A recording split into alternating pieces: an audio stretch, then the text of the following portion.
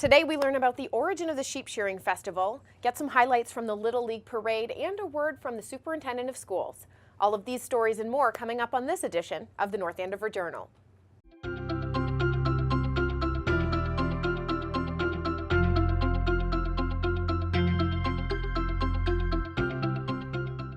Hello everyone, and welcome to this edition of the North Andover Journal. I'm Morgan Healy. Did you know that your pets can have food or environmental allergies just like you?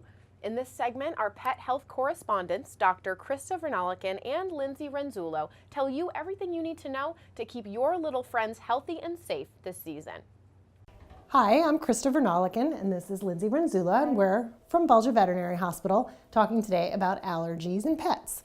So this is allergy season. It's a very big itchy time of year, and we do find that a lot of owners think that allergies are going to be very similar to what they experience, and they're really not. So in pets, most of the time, allergies are primarily going to be itchiness as opposed to the respiratory signs that people have. So there's kind of two most common kinds of allergies, food and environmental allergies, or atopy. So food. Talk about food. So food allergies, again, a lot of times people try to equate it to human food allergies. And so, people anticipate that if your dog or cat has a food allergy, they're typically going to have their throat get swollen, they can't breathe, they have basically an acute anaphylactic reaction. And that truly isn't the case. A lot of food allergy patients tend to actually have skin issues, skin disorders. So they will actually chew at their paws or get recurring ear infections, skin infections. Sometimes they can have anal gland issues or anal gland problems. So there's a variety of skin-related disorders that can actually occur secondarily to food allergies. And food allergies are also really difficult in the sense that a lot of these foods, a lot of these allergens that dogs and cats develop are something that they do develop as time goes on. So it's the same food that they've been eating their whole life. It's just that all of a sudden they start developing an allergen to a protein in the food.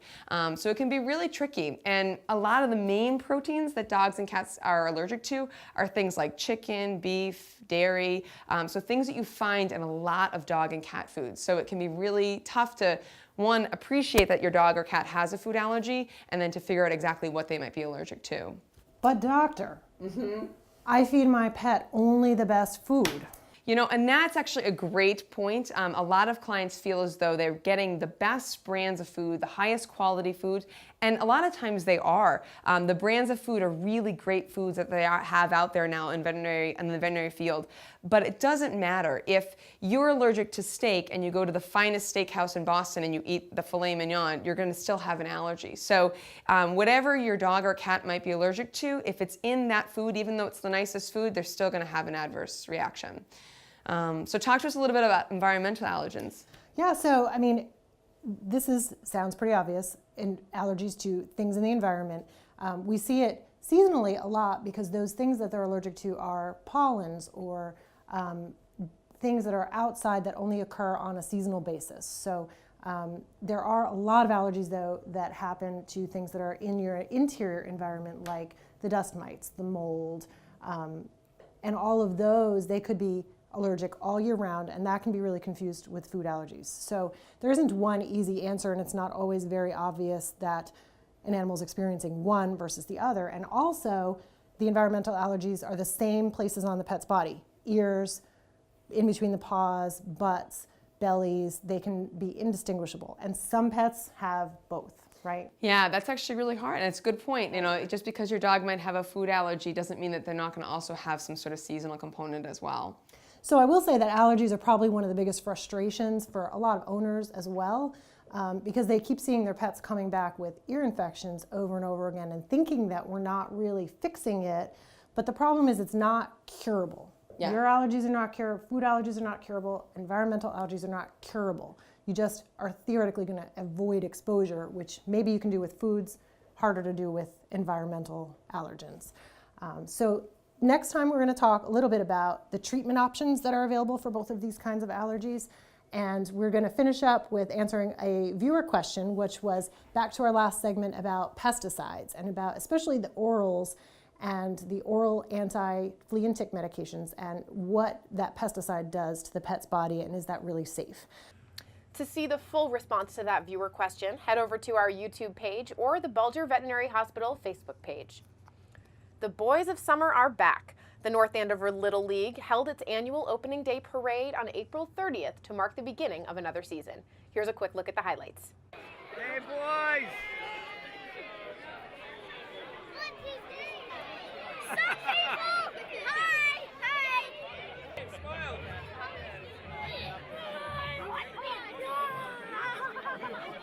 What's up, bud? You're on live TV.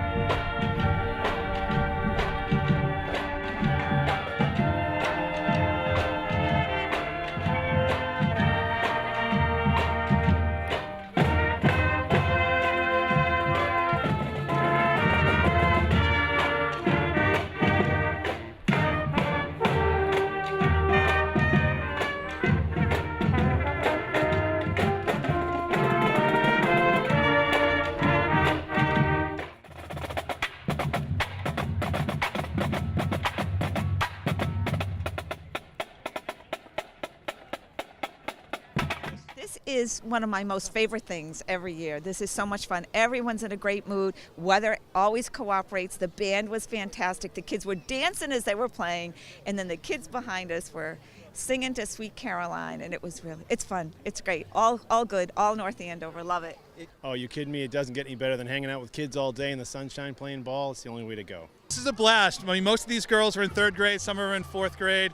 They just have a blast coming out here. We got our whole team, all 12 girls showed up at 8:15 this morning to come and walk the parade route. We got the band in front of us. It was cool seeing the fire department out there too. But no, it's really a great day for this because it's the start of the season. Everyone's first game is today. We've been practicing for a couple weeks now, so the girls are really just kind of waiting to get out there and show their stuff. Guys, on 3. Ready, Isabel? 1, ready, 2, ready. 3. Yeah! Nice job, guys. So let's have a great time today. Have fun. Let's play ball. You can catch the full parade right here on Cam Access. On Sunday, May 15th, the North Andover High School track and field was dedicated in memory of Alexander P. Farisi, who passed away during his senior year of high school here in North Andover in 2008. Residents of North Andover came out to the dedication to show support for Alex's family and friends. Today is a very special day for our entire North Andover community, and we wanted to celebrate it with as many people as possible. So again, from the bottom of my heart, thank you so much for making the effort to be out here.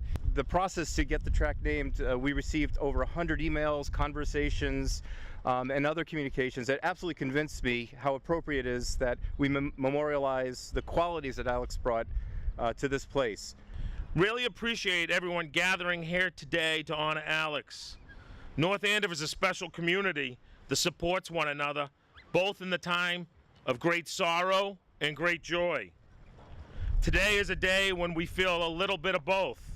Sorrow for a life lost far too early, and joy that Alex's presence will be felt on this track for decades and decades to come. He pushes our student athletes to strive to meet the benchmarks, the very high ones that Alex set.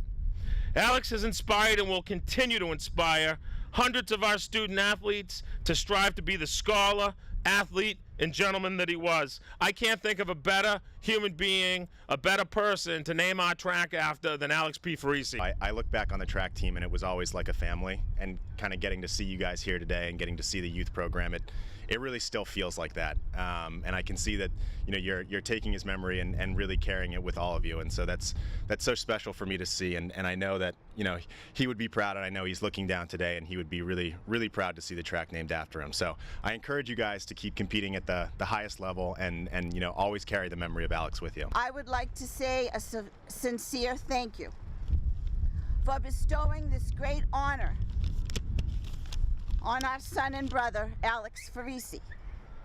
Alex would have liked nothing better in this world than to be honored by the track community. In heaven, there are probably other things that make him happy, but in this world, nothing could surpass this. These are Alex's own words. He said, "The sports that I take most pride in are indoor and outdoor track. I have been a member of the varsity indoor track team for 4 years and a member of the varsity outdoor track team for 3. I am honored to say I am a captain on both teams. I received these honors for my hard work and athletic abilities, and I do not take the position of captain lightly. I never miss practice. I always do exactly as the coaches ask, and I make sure to set a good example for my teammates."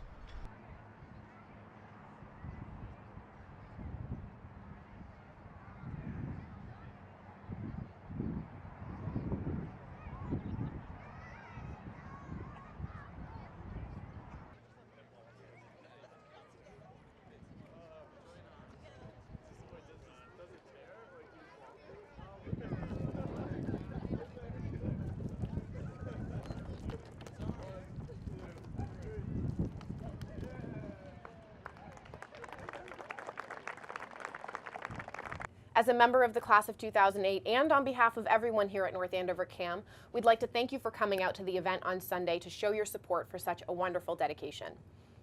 In other news, Carol Majahad from the North Andover Historical Society introduced us to Ben Osgood. He took some time to tell us about how the North Andover Sheep Shearing Festival started back in 1963. Let's take a quick look. Well, hello, I'm Carol Majahad, back again this month from the Historical Society. This month, we're all thinking about sheep shearing, and so thought it would be fun for one of our, again, wonderful members, Ben Osgood, to share the story of the first time that sheep came to North Andover, which started the sheep shearing that we know and love today. So why don't we go inside and meet him? Well, I lived at the Parson Barnard house. My wife and I, we moved in there in January of 1963. Mrs. Rogers, who was the person that really was the mover and shaker of getting the Parson Barnard house done, she was always around the house. She would come there and do things and look at the furniture and things like that. And we lived in the back, in the apartment in the back half of the house. I was standing talking with her, and I said it'd be kind of neat to have some sheep out in the field. Oh, she thought that was the greatest idea since sliced bread. She said, "Do you think we could do that?" And I said, "Oh yeah, we could do that easy." I said, "I just can't afford it." She said, "Well, I'll buy everything that you need." And she said, "As long as you do the work." And I said, "Well, that's a good deal." Then I shopped around to try to find some sheep, and I found 4 ewes down at Henry Nason's farm, but they hadn't been shorn. They looked big and huge, but and Mrs. Rogers thought it'd be a great idea to, you know, have them shorn, and she would then do something with the wool. We called around, and we found a young fellow down at Essex Aggie who said he could shear the sheep. So on a Saturday afternoon, there was Mrs. Rogers and Dr. Horatio Rogers, her husband, stopped in for a brief period. He didn't stay the whole time. Rolly Hammond was there. Tom Levitt, who was the director of the Textile Museum. My brother was there, Gayton, taking pictures, and Carolyn Rogers, and Marion Hyde, who was the secretary and receptionist at the textile building. So it was just a very small group. And the fellow came, we corralled the sheep. the four of them, and he proceeded to cut the wool off, and I don't think he was very good at what he did, because they had all little bloody spots all over him when he got done. They looked like they'd been peppered. But he said that they would be fine, it wouldn't hurt them at all. And that was sort of it in a nutshell. My brother did take a lot of pictures, which I've never seen, but it was clearly in 1963 that we did that. And then some years later, I would have guessed about 6, but apparently it's around 7 or 8, 9 years. Tom Levitt, I guess, remembered the experience, and they held a sheep shearing in front of the textile building. There weren't a lot of people there. I wouldn't say more than 20 to 30 people at the original one. Now it's sort of explosive. There are hundreds and hundreds of people, there are thousands maybe, that come. So it has sort of become a little tradition in town. But the genesis was way back then with 4 little sheep. You can see the extended version of the story right here on the Access channel or on the North Andover CAM YouTube page.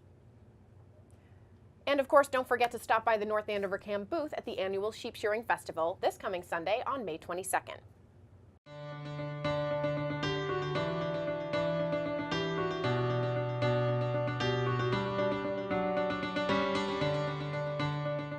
The North Andover Public Schools have mapped out a 5-year plan to increase student achievement. Superintendent Dr. Jennifer Price and Assistant Superintendent Greg Gilligan sat down and discussed the details with us recently. Here's what they had to say.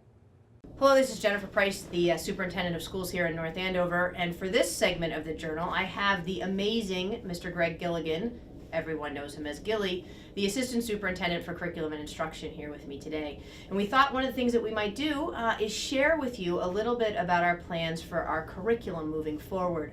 As part of my entry, we found that one of the major concerns with the North Andover Public Schools was that there was a lack of a consistent curriculum, which is clearly the biggest issue at the elementary schools. Wouldn't you say, Mr. Gilligan? I would. I mean, it's been some time since we've had money for curriculum resources to move us forward. At the same time, we're really excited to have recently passed a 5-year curriculum plan with the school board, where more recently, or coming up next year, we will be adopting K through 8, the Lucy Calkins writing program, with a focus on 3 main genres, which is information, narrative, and opinion writing. And we're really thrilled to do that. We have professional development ready for the summer, and we're very excited about that. And simultaneously, at the same time, we're really excited to have a math committee, and this committee will be working K through 8. Carol Larcombe, our STEM coordinator, will be heading that up, and they'll be mapping out the essential standards with a backwards design to determine what are the non-negotiables we teach in North Andover, and we're going to teach at every grade level and across the elementary schools. Yeah, our goal is to make sure that regardless of what elementary school you go to, you have a similar, of course not the same, but a similar experience, especially in terms of the curriculum. One other thing that we're excited about is we're actually going to be piloting a financial literacy program in our elementary schools. You know, one of the challenges is that many kids leave public schools without really understanding the value of money and the issues around credit, and that's a big issue in our country. So we're pretty excited. The goal here is over 5 years to really have looked at all of the main aspects of our curriculum and really done a thorough review. Now, all this would not have been possible without some really creative finances by our town manager, Andrew Mailer. He's been very helpful. Incredibly helpful. And I also want to get back to the financial literacy. I'm really excited about that piece. You know, as someone who has a 2nd grader and a 6th grader, there's a big component in that about needs and wants. And I'm hoping that they really get that lesson themselves. And more importantly, when we think about our students going off into the world, just the incredible cost of college today, and the debt, and everyone pays for everything now on plastic, whether it's a smart chip, debit card, credit card. So I think that this program is going to be unique to North Andover, and I'm really excited for it. I think we could all do a little work with our needs and wants. So that's what is happening in the North Andover Public Schools, and we look forward to seeing you next month. Thank you. The Scarlet Knights spring season is well underway, and our intern, Adam Reno, has been filming recent lacrosse and volleyball games for us. Take a look at this highlight reel featuring some of our top local athletes.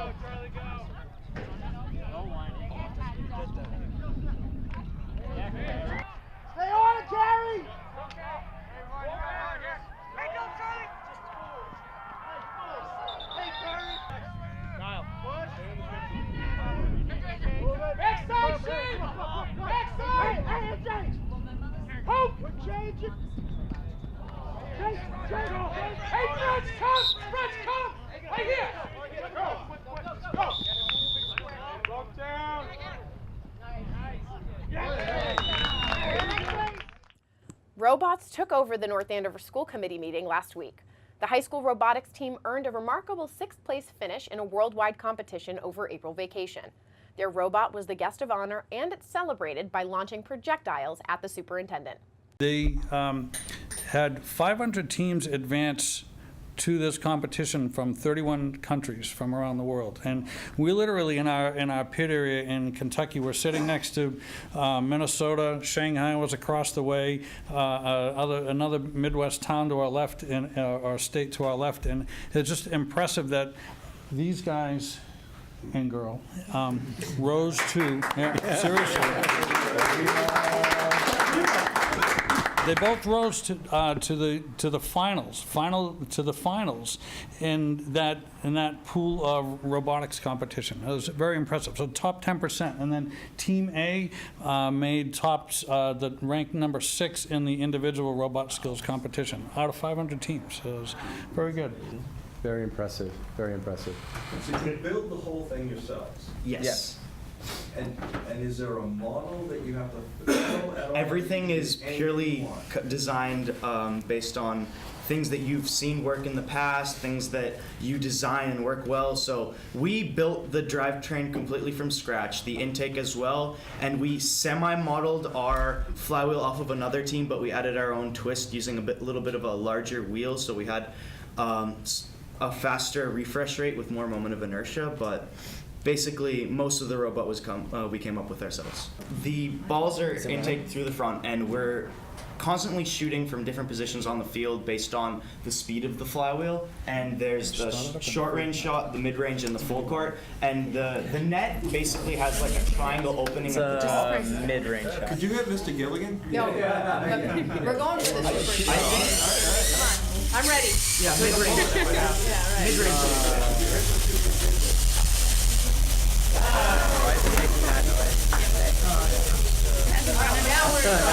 Now we have problems. Why is it dying? Okay,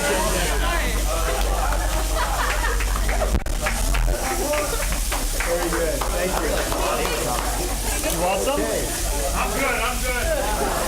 We have fun. So congratulations on your victory, and we look forward to seeing you at the next competitions. You did your town well, and congratulations. And Mr. Motherway, I can't thank you enough for the extra time and effort and the parent volunteers who make this such a successful activity. Thank you. Thank you. That was probably the most interactive school committee meeting we've had in quite a while. The full school committee meeting can be found on our Cam Ed channel or on our website at northandovercam.org.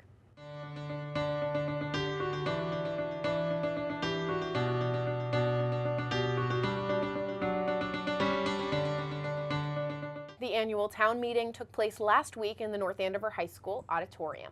This next segment highlights all of the action in case you missed out. And this evening, I welcome a person to my right who has been honored by royalty and academia.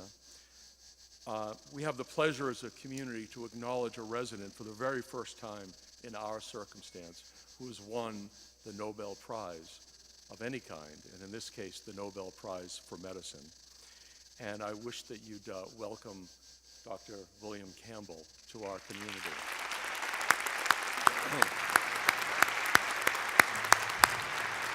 There can be an alternate supply. So not an alternate utility, but an alternate supply.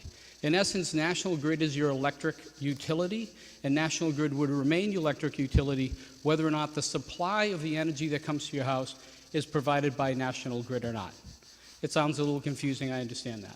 So the purpose here is to see if the community has an interest for the town to take all of the load, again, the electricity load within the community, and aggregate that so that we could go out with a public bid to secure an electric supply contractor to give you a favorable rate, which would in turn lower your utility bills, specifically your electricity bill. All those in favor of the motion, please say aye. Aye. Those opposed, say no. The motion is passed. And so the purpose of Article 16 is really twofold. First, to allow for some limited streamlining of the permitting process to make it more efficient, and I'll talk about that shortly.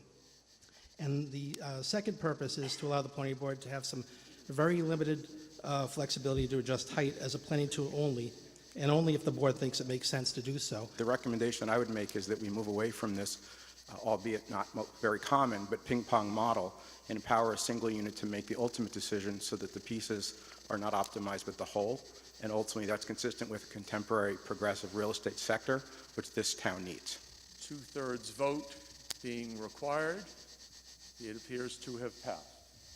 We are going to work very hard to plan for the need for additional elementary classrooms, and we have money in this budget to hire architectural services to do so.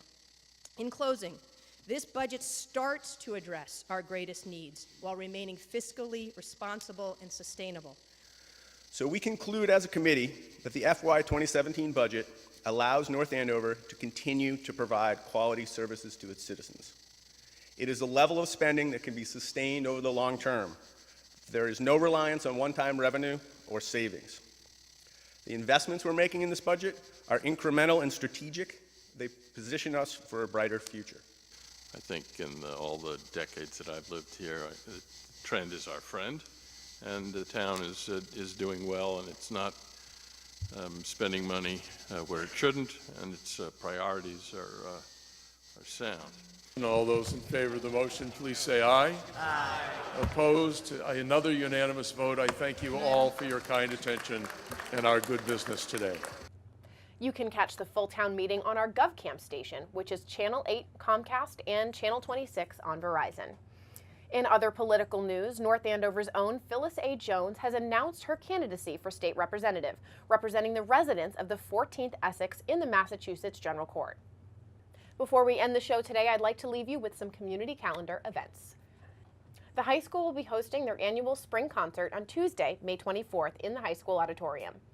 On Saturday, June 4th, the Historical Society's Parson Barnard House at 179 Osgood Street will be open to the public for free as a part of the Essex County's 17th Century Saturdays program. First period houses from all around Essex County are opening during the first Saturdays of June, July, August, September, and October between the hours of 11 a.m. and 3 p.m. The North Andover High School Scholarship Night will be held on Wednesday, June 8th, and the high school graduation will be the following Friday on June 10th. On June 12th, the Historical Society will be hosting a brunch in the style of the year 1812 at the Parson Barnard House. This brunch fundraiser will help support the new visitor center in the Parsons Barnard House. The deadline to buy tickets for that event is June 3rd. As always, if you have a news story or segment idea, please email us at thejournal@northandovercam.org. That will wrap things up for us this week. My name is Morgan Healy. Thank you so much for joining us.